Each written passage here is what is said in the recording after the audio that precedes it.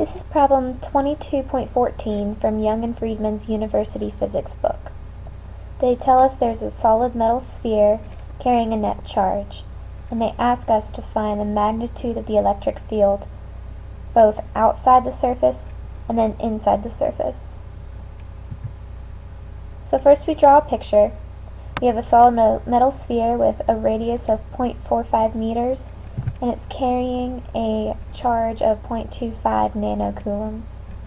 Now, I drew the charge along the edges because when a solid conductor has a charge of any kind, it's placed entirely on the surface. The problem is asking us to find the magnitude of the electric field. We can figure this out by playing with the Gauss's law equation and its various forms. Now, we don't know the flux, but we know the charge, we can find the area of the surface, and we are being asked to find the magnitude of the electric field. Since a sphere has symmetry, the direction of the electric field produced by the sphere's charge is always perpendicular to the surface. Thus, the integral equals E times 4 pi r squared.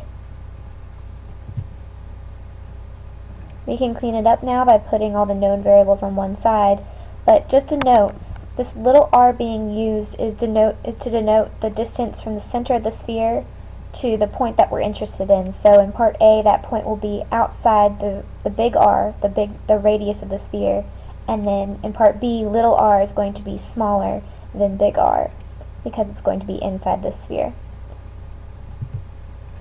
Okay, so like I said, part A, we're looking at a point that's 0.1 meters outside the surface of the sphere. So this Gaussian surface will encompass the entire metal sphere, so all we need to do is add 0.1 meters to the sphere's radius and plug the numbers into our equation, and we get 7.43 Newton meters squared per coulomb. Then in part B, they're asking generally the same question, what's the electric field at the point inside the sphere? So we're thinking, okay, just do the same procedures, this time subtract 0.1 meters. But that would be wrong. We said at the beginning of this problem that when a solid conductor has a charge, it is placed entirely on the surface. So if we make this Gaussian sphere inside the sphere, then it doesn't enclose any of the charges. All the charges will be touching the surfaces, or the surface at radius r, and we're looking at something that doesn't include it.